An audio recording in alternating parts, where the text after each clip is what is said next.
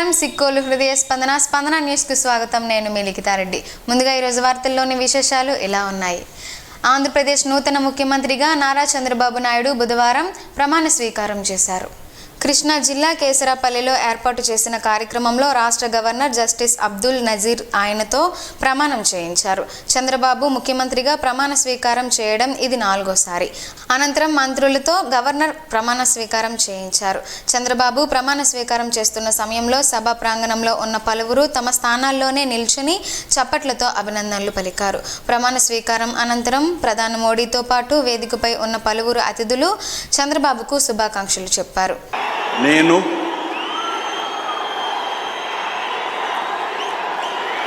నారా చంద్రబాబు నాయుడు అనే నేను శాసనం ద్వారా నిర్మితమైన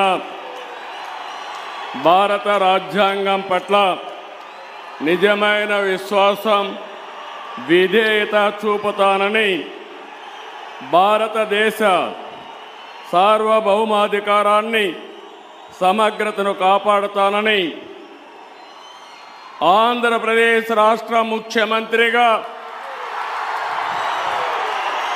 నా కర్తవ్యాలను శ్రద్ధతో, అంతఃకరణ శుద్ధితో నిర్వహిస్తానని, భయం కానీ, పక్షపాతం కానీ, రాగద్వేషాలు కానీ లేకుండా రాజ్యాంగాన్ని, శాసనాలను అనుసరించి ప్రజలందరికీ న్యాయం చేకూరుస్తానని దైవ సాక్షిగా ప్రమాణం చేస్తున్నాను.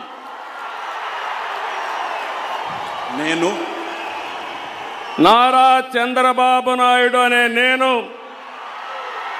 ఆంధ్రప్రదేశ్ రాష్ట్ర ముఖ్యమంత్రిగా నా పరిశీలనకు వచ్చిన లేదా నాకు తెలియవచ్చిన ఏ విషయాన్ని నా కర్తవ్యాలను సక్రమంగా నిర్వహించేందుకు అవసరమైన మేరకు తప్ప ప్రత్యక్షంగా కానీ పరోక్షంగా కానీ ఏ వ్యక్తికి లేదా వ్యక్తులకు తెలియపరచనని లేదా వెల్లడించని దైవ సాక్షిగా ప్రమాణం చేస్తున్నాను. జిల్లాలో ఈ కార్యక్రమాన్ని ప్రత్యక్ష ప్రసారం ద్వారా అన్ని నియోజకవర్గ కేంద్రాల్లోనూ, మండల కేంద్రాల్లోనూ ఎల్ఈడి స్క్రీన్ల ద్వారా ప్రదర్శించారు. జిల్లా కేంద్రంలో బాపూజీ కళామందిర్లో ఏర్పాటు చేసిన ప్రత్యక్ష ప్రసారాన్ని శ్రీకాకుళం రెవెన్యూ డివిజన్ అధికారి సిహెచ్ రంగయ్య జిల్లా మహిళా సమాఖ్య ప్రతినిధులతో కలిసి తిలకించారు. ఈ కార్యక్రమంలో పలువురు జిల్లా అధికారులు పాల్గొన్నారు. కింజరాపు అచ్చెన్నాయుడు రాష్ట్ర మంత్రిగా ఈరోజు బాధ్యతలు చేపట్టారు. రాష్ట్ర మంత్రిగా అచ్చెన్నాయుడుకు గవర్నర్ ప్రమాణ స్వీకారం చేయించారు. గతంలో ఆయనకు కార్మిక క్రీడా శాఖలను చూసిన అనుభవం ఉండగా ఈసారి కూడా కీలకమైన పోర్ట్ఫోలియో లభిస్తుందన్న ఆశాభావం వ్యక్తం అవుతుంది. లోకేష్ రాసుకున్న రెడ్ బుక్లో ఉన్న అంశాలకు న్యాయం చేకూరాలంటే తన బాబాయిని హోం మంత్రిగా చేయాలని బహిరంగ వేదికపై ఇంతకు ముందే రామ్మోహన్ నాయుడు కోరారు. అయితే ఈ ప్రభుత్వంలో కక్ష సాధింపులు ఉండవని చంద్రబాబు ప్రకటించడంతో అచ్చెన్నాయుడుకు పౌర సరఫరాల శాఖ ఇచ్చే అవకాశం ఉన్నట్లు తెలుస్తుంది. కింజరాపు అచ్చెన్నాయుడనే నేను శాసనం ద్వారా నిర్మితమైన భారత రాజ్యాంగం పట్ల నిజమైన విశ్వాసం, విజేత చూపుతానని, భారతదేశ సార్వభౌమాధికారాన్ని, సమగ్రతని కాపాడుతానని, ఆంధ్రప్రదేశ్ రాష్ట్ర మంత్రిగా నా కర్తవ్యాన్ని శ్రద్ధతో, అంతఃకరణ శుద్ధితో నిర్వహిస్తానని, భయం కానీ, పక్షపాతం కానీ, రాగద్వేషాలు కానీ లేకుండా నిర్వహిస్తానని, శాసనాలను అనుసరించి ప్రజలందరికీ న్యాయం చేకూరుస్తానని దైవ సాక్షిగా ప్రమాణం చేస్తున్నాను. నేను కింజరాపు అచ్చెన్నాయుడనే నేను ఆంధ్రప్రదేశ్ రాష్ట్ర మంత్రిగా నా పరిశీలనకు వచ్చిన లేదా నాకు తెలియవచ్చిన ఏ విషయాన్ని, నా కర్తవ్యాలని సక్రమంగా నిర్వహించేందుకు అవసరమైన మేరకు తప్ప ప్రత్యక్షంగా కానీ పరోక్షంగా కానీ ఏ వ్యక్తికి లేదా వ్యక్తులకి తెలియపరచనని లేదా వెల్లడించనని దైవ సాక్షిగా ప్రమాణం చేస్తున్నాను. జీవితంలో అవమానించబడ్డ దగ్గరే విజయం సాధించాలని ఆశ ప్రతి ఒక్కరిలో ఉంటుందని, అయితే పరిస్థితులు బట్టి విజయాన్ని సాధించే వాళ్ళు కొందరే ఉంటారని మాజీ మంత్రి గుండా అప్పల సూర్యనారాయణ పేర్కొన్నారు. ఈ మేరకు బుధవారం ఆయన ఒక ప్రకటన విడుదల చేశారు. జాతీయ తెలుగుదేశం పార్టీ అధ్యక్షులు నారా చంద్రబాబు నాయుడు అవమానించబడ్డ వేదిక అయిన శాసనసభలో అడుగుపెట్టడానికి అవకాశం కలిగించేలా ముఖ్యమంత్రిగా ప్రమాణ స్వీకారం కార్యక్రమంను శాసనసభలో తొలి అడుగుగా భావించవచ్చునని తెలిపారు. ఆ తొలి అడుగు అయిన ప్రమాణ స్వీకారం ఉత్సవ సందర్భంగా ఆయనకు ప్రత్యేక అభినందనలు తెలిపారు.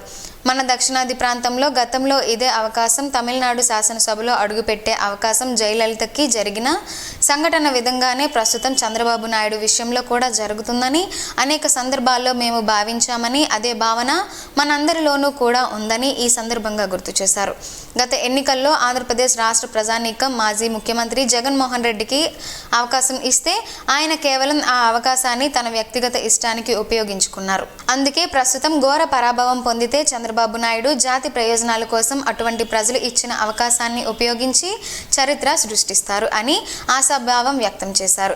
సీఎంలకు మంత్రులకు ఆయన అభినందనలు తెలిపారు. కేంద్ర మంత్రిగా ప్రమాణ స్వీకారం చేసిన తర్వాత అమరావతిలో నారా చంద్రబాబు నాయుడిని కింజరాపు రామ్మోహన్ నాయుడు మర్యాదపూర్వకంగా కలుసుకున్నారు. ఈ సందర్భంగా కేంద్ర మంత్రి కింజరాపు రామ్మోహన్ నాయుడుకు పలు సూచనలు చేశారు. రాష్ట్ర అభివృద్ధికి కృషి చేయాలని పిలుపునిచ్చారు. జిల్లాను అభివృద్ధి పదాన తీసుకువెళ్లేందుకు ప్రయత్నం చేయాలని సూచించారు. నిత్యం వందలాది మంది ఆకలి తీరుస్తూ ఎమ్మెల్యే గొండు శంకర్ మానవత్వాన్ని చాటుకుంటున్నారు. శ్రీకాకుళం ఎమ్మెల్యే గొండు శంకర్ గత ఏడాది ప్రారంభించిన అన్నా క్యాంటీన్ నేటికి 420 రోజులకు చేరుకున్న అన్నార్తుల ఆకలితో ఉండకూడదనే లక్ష్యంతో ఇప్పటికీ నిర్వహిస్తూ చరిత్రలో నిలిచిపోతున్నారు. గత తెలుగుదేశం ప్రభుత్వం హయాంలో చంద్రబాబు మానస పుత్రికగా ప్రారంభమైన అన్నా క్యాంటీన్లు మూతపడడంతో శంకర్ ఆధ్వర్యంలో నగరంలో 2 ప్రాంతాల్లో క్యాంటీన్ల నిర్వహణను ప్రారంభించారు. 7 రోడ్ల కూడలి, పాత బస్టాండ్ ప్రాంతాల్లో అప్పటి నుండి ఇప్పటి వరకు ఎటువంటి అంతరాయం లేకుండా ప్రతిరోజు భోజనాలను అందిస్తూ వస్తున్నారు. రుచికరమైన భోజనం అందిస్తుండడంతో యాచకులు, అనాథులు, వివిధ కారణాలతో ఇతర ప్రాంతాల నుండి వచ్చిన వారు సైతం అన్నా క్యాంటీన్ వద్ద భోజనాలు చేస్తూ శంకర్ను అభినందిస్తూ ఆశీర్వదిస్తున్నారు. ఎన్ని దానాలు చేసినా తీసుకునే వారికి సంతృప్తి కలగదని, అయితే కడుపు నిండి సంతృప్తి చెందే అన్నదానం మించిన దానం లేదని, నిత్యం అటువంటి దానం చేసే అవకాశాన్ని తద్వారా సంతృప్తిని భగవంతుడు తనకు కల్పించాడని శంకర్ పేర్కొంటున్నారు. తనకు కలిగినంత వరకు ఈ కార్యక్రమాన్ని కొనసాగిస్తానని స్పష్టం చేశారు. గ్లోబల్ ఎంపవర్మెంట్ ఆర్గనైజేషన్ నుండి జేఈఈ అడ్వాన్స్లో దివ్య తేజశ్రీ మెరిసింది. ఇటీవల విడుదలైన జేఈఈ అడ్వాన్స్ ఫలితాల్లో చింతగడ దివ్య తేజశ్రీకి 3700 ర్యాంకు రాగా, గత 2 సంవత్సరాల నుండి ఇంటర్మీడియట్ గ్లోబల్ ఆర్గనైజేషన్ ద్వారా కాకినాడ ఆదిత్య జూనియర్ కాలేజ్ చదువుకుంటూ ఇంటర్లో 979 మార్కులు కైవసం చేసుకుని జేఈఈ అడ్వాన్స్లో కూడా మంచి ఉత్తీర్ణత ఫలితాలను సాధించడంతో అందరి ప్రశంసలు అందుకుంది. విద్యార్థినికి పలువురు అభినందనలు తెలియజేస్తున్నారు. 6వ తేదీన ప్రారంభమైన కాంబోడియాలో ఏసియా పసిఫిక్ కాన్ఫరెన్స్ 11వ తేదీ వరకు ఓ ప్రైవేట్ హోటల్లో ఘనంగా జరిగింది. సుమారు 26 దేశాల నేషనల్ ప్రెసిడెంట్లు ఈ కార్యక్రమంలో పాల్గొన్నారు. ఈ కాన్ఫరెన్స్లో జోన్ 4 జేఏసీ చైర్మన్గా JFS Palisetti Madhubabu, zone president Gampa Suresh, zone mentor JFS KV Rao పాల్గొనగా, పాలిశెట్టి మధుబాబు మాట్లాడుతూ ఏసియా పసిఫిక్ సీనేట్ బోర్డు మీటింగ్కి హాజరై భవిష్యత్తు కార్యాచరణ తెలుసుకున్నానని, చాలా ఆనందంగా ఉందని, జేఏసీ తరపున జరిగిన మొట్టమొదటి నేషనల్ బోర్డు మీటింగ్లో అవకాశం రావడం, వివిధ దేశాల ప్రతినిధులు కలవడం మర్చిపోలేని అనుభూతిని తెలిపారు. జేఏసీ జోన్ చైర్మన్లు, జేసీఐ ప్రెసిడెంట్లు, national vice chairman Vinay Mehta, Anjali Gupta, Ravi, zone chairman GVM Raju, Vineet, Sachin, Vimal, Jignesh పాల్గొన్నారు. తరచూ ఆరోగ్య పరీక్షలు చేయించుకోవడం అలవాటుగా చేసుకోవాలని జిల్లా ప్రధాన న్యాయమూర్తి జునైద్ అహ్మద్ మౌలానా ప్రజలకు సూచించారు. ఆదివారంపేటలోని అర్బన్ ప్రైమరీ హెల్త్ సెంటర్లో వైద్య ఆరోగ్య శాఖ సహకారంతో జిల్లా న్యాయ సేవాధికార సంస్థ కార్యాలయంలో ఏర్పాటు చేసిన వైద్య శిబిరాన్ని ఆయన ప్రారంభించి మాట్లాడారు. ప్రతి ఒక్కరూ ఆరోగ్య పరిరక్షణ చేసుకోవడం వారి ప్రాథమిక కర్తవ్యంగా భావించాలని అన్నారు. మనిషి ఆరోగ్యంగా ఉన్నప్పుడే ఏదైనా సాధించగలము కాబట్టి మనం ఆస్తులు ఎలా సంపాదించుకొని భద్రపరుచుకుంటామో అంతకంటే ఎక్కువగా ఆరోగ్యాన్ని భద్రపరుచుకోవాలని, అలాగే తరచుగా ఆరోగ్య పరీక్షలు చేయించుకోవడం అనేది ప్రజలు అలవాటు చేసుకోవాలని, తద్వారా ప్రాథమిక దశలోనే వ్యాధిని తెలుసుకొని మందులు వాడే అవకాశం ఉంటుందని తెలిపారు. ఈ కార్యక్రమంలో వైద్యులు, సిబ్బంది, న్యాయశాఖ సిబ్బంది తదితరులు పాల్గొన్నారు. శ్రీకాకుళం జిల్లా కేంద్రంలో మంగళవారం రంగురంగుల విద్యుత్ దీపాలతో శ్రీకాకుళం కలెక్టరేట్ కార్యాలయాన్ని అలంకరించారు. కలెక్టరేట్తో పాటు జిల్లాలోని అన్ని ముఖ్య అధికార కార్యాలయాలన్నీ విద్యుత్ వెలుగులతో దగదగలాడుతున్నాయి. శ్రీకాకుళం మున్సిపల్ కార్యాలయం, డిఆర్డీఏ, ఆర్డీఓ, జిల్లా పరిషత్, డ్వామా, ఏపీఎంఐపి, మైనింగ్ కోఆపరేటివ్, జిల్లా సమాచార పౌర సంబంధాల అధికారి, సెట్శ్రీ, పర్యాటక శాఖ కార్యాలయాలతో పాటు అన్ని తహసీల్దార్, మండల అభివృద్ధి అధికారి కార్యాలయాలు, ఇతర ప్రభుత్వ అధికారుల కార్యాలయాలను విద్యుత్ దీపాలతో అలంకరించి పిరమిట్లు గొలిపేలా విద్యుత్ కాంతిని ఏర్పాటు చేశారు. సీఎంగా చంద్రబాబు నాయుడు ప్రమాణ స్వీకారం చేయనున్న నేపథ్యంలో ఈ ఏర్పాట్లు చేసినట్లు అధికారులు చెబుతున్నారు.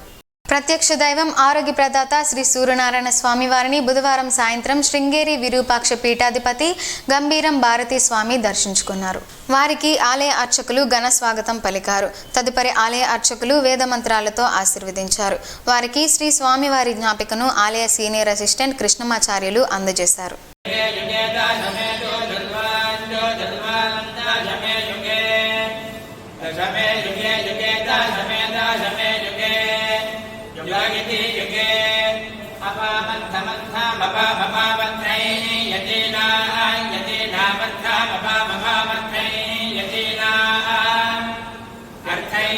ఆధార్ రేషన్ కార్డును లింక్ చేయని వారికి కేంద్రం మరో అవకాశం కల్పించింది. దీనికి సంబంధించిన గడువును పొడిగిస్తున్నట్లు కేంద్రం ప్రకటించింది. 2024 జూన్ 30వ తేదీ గడువు ముగియనుండగా సెప్టెంబర్ 30 వరకు పెంచింది. రేషన్ కార్డులు దుర్వినియోగం అవుతున్న నేపథ్యంలో అవకతవకలను అడ్డుకోవడానికి ఆధార్ రేషన్ కార్డును లింక్ చేయాలని కేంద్రం గతంలో ఆదేశించింది. ఇప్పటికే చాలా మంది ఆధార్ అనుసంధానం పూర్తి చేశారు. ఆధార్ రేషన్ కార్డు అనుసంధానం వల్ల అర్హులైన వారందరికీ ఆహార ధాన్యాలు అందడంతో పాటు నకిలీ రేషన్ కార్డులు తగ్గే అవకాశం ఉంటుంది. ఇప్పటికీ ఆధార్ రేషన్ కార్డు అనుసంధానం చేయని వారు ఈ ప్రక్రియ పూర్తి చేయాల్సి ఉంటుంది. దీనికోసం సమీపంలోని రేషన్ షాప్ లేదా కామన్ సర్వీస్ సెంటర్ సాయంతో లింక్ చేయించుకోవచ్చు. ఆధార్ కార్డు, రేషన్ కార్డుతో పాటు అవసరమైన పత్రాలు అందించి బయోమెట్రిక్ వెరిఫికేషన్తో అనుసంధానం పూర్తి చేయొచ్చు. ఆన్లైన్ పోర్టల్ ద్వారా అనుసంధానం చేసే సదుపాయం కూడా ఉంది. ఇందుకోసం రాష్ట్ర పబ్లిక్ డిస్ట్రిబ్యూషన్ సిస్టమ్ పోర్టల్కు వెళ్ళి link Aadhaar with the active ration card ఆప్షన్ను ఎంచుకోండి. Ration card, Aadhaar card number, register mobile number enter చేసి సబ్మిట్ చేయండి. ఆ తర్వాత మీ మొబైల్ ఫోన్కి వచ్చే ఓటీపీని ఎంటర్ చేయడంతో ఆధార్ అనుసంధానం పూర్తవుతుంది.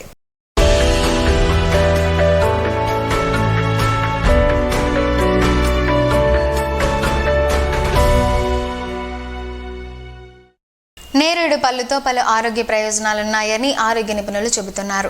ఆ వివరాలేంటో ఈ రోజు ప్రసారమయ్యే ఆరోగ్యమే మహాభాగ్యంలో తెలుసుకుందాం. వేసవిలో శరీరం ఆరోగ్యంగా హైడ్రేట్గా ఉండడానికి తాజా పండ్లు, ఆకుపచ్చ కూరగాయలు తీసుకోవాలి. శరీరాన్ని ఆరోగ్యంగా ఉంచే అనేక రకాల పోషకాలు వీటిలో లభిస్తాయి. పండ్ల వినియోగం అనేక వ్యాధుల నుండి బయటపడడానికి సహాయపడుతుందని ఆరోగ్య నిపుణులు చెబుతున్నారు. నేరేడు కూడా ఇలాంటి పండు. నేరేడు అనేక ఔషధ గుణాలతో నిండి ఉంది. Vitamin C, protein, calcium, vitamin B6, vitamin A సహా అనేక పోషకాలు మరియు విటమిన్లు ఇందులో లభిస్తాయి. ఈరోజు మనం నేరేడు వల్ల కలిగే ప్రయోజనాలను తెలుసుకుందాం. ఈ రోజుల్లో చాలామంది మధుమేహం సమస్యను ఎదుర్కొంటున్నారు.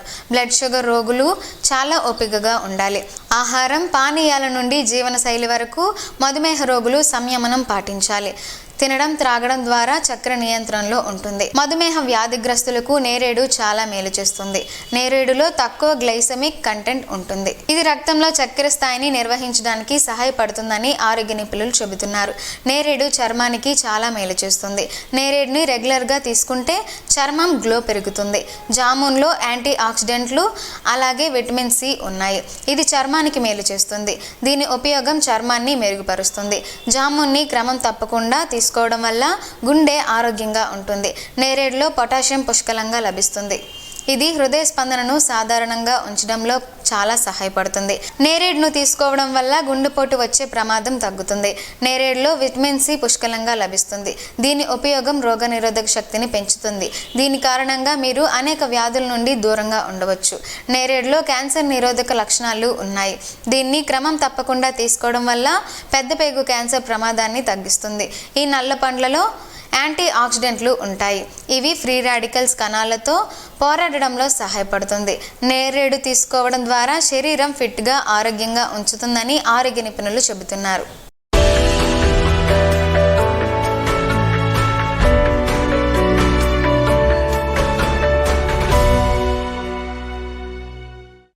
ఈ రోజు వార్తల్లో ఒక మంచి మాటను విందాం, ఆచరిద్దాం. సమాజ శ్రేయస్సును కాంక్షించే మహనీయుల మాటల్లోంచి ఈరోజు. జీవనం గమనం గమ్యం. ఋషి చింతన. నెమ్మదిగా చెయ్యి కానీ ఖచ్చితంగా చెయ్యి, వేగంగా చెయ్యి కానీ జాగ్రత్తగా చెయ్యి. మెదడుకు కూడా తెలియని చూపు హృదయానికి ఉంటుంది. అదే ఆధ్యాత్మిక అనుభవం, అనుభూతి, జీవితం. ఓం శ్రీ గాయత్ర్యై నమః. స్పందన ప్రేక్షకుల కోసం స్పందన న్యూస్ ఇప్పుడు యూట్యూబ్లో అందుబాటులో ఉంచడమైంది. SDV స్పేస్ స్పందన అని టైప్ చేసి వీక్షకులు తమ అనుకూల సమయంలో న్యూస్ని వీక్షించగలరు. ఇంతటితో ఈ వార్తలు సమాప్తం. తిరిగి మరలా ప్రసారమయ్యే స్పందన న్యూస్లో కలుసుకుందాం. అంతవరకు సెలవు. నమస్కారం. మీ మాటే మా బాట.